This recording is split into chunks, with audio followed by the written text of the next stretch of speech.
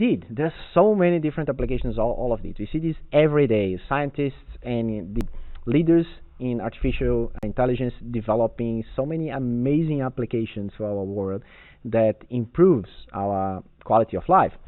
But on the other side, there are some potential dangers in this technology as well. They are vast and profound that could create systems beyond our control.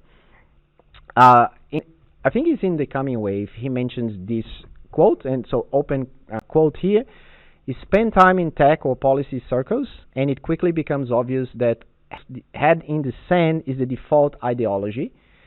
The thinking that we'll manage it, we always do. That's what they're saying." So what are we talking about here? We're talking about the potential dangers of AI, because at the same time that someone can use this for good purposes, I could just open a system right now, clone a voice of anyone, and maybe send a message to like my mom, cloning my voice, asking for money. And my mom would probably, hey, that's my son. Yeah, I heard his voice. You can actually do that in video as well. You could do so many bad things if it's in the hands of the wrong drivers that exponentially, enlarges the impact of the threat.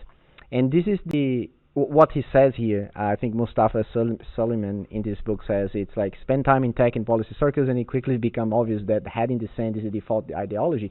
I believe we need more ways to kind of protect the use of the AI, but it's very hard to do it. And why is that? Because I'll go more in details here about those papers and these prizes.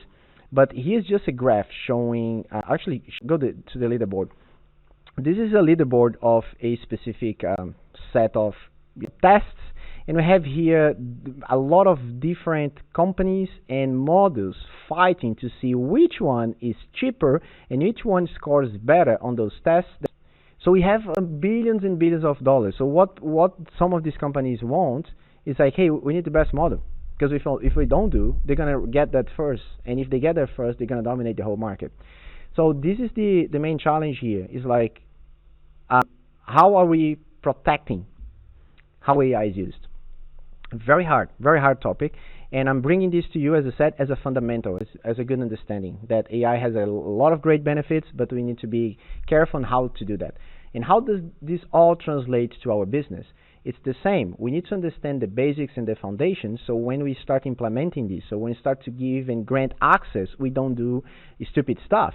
For example, people using CloudBot, which is an autonomous agent, install them in their own machines, and then CloudBot pretty much, in that specific example, was leaking sensitive data because it was open to threats from hackers and stuff. And then you end up installing a system like that, and then you have your passwords, you have your family data, exposed to the internet. Another example from one of the AI safety professionals from one of these largest companies is actually installed a similar system, and it started deleting all of her emails because it thought it was the best approach for what they're trying to do. So understanding these threats, and I'm not talking here about the universe, how this can impact our future lives. I'm not focused on that because I have no control over it, but I'm focused on understanding this helps us to, when implementing this in our business, understand where to put the right efforts and where to raise our safeguards.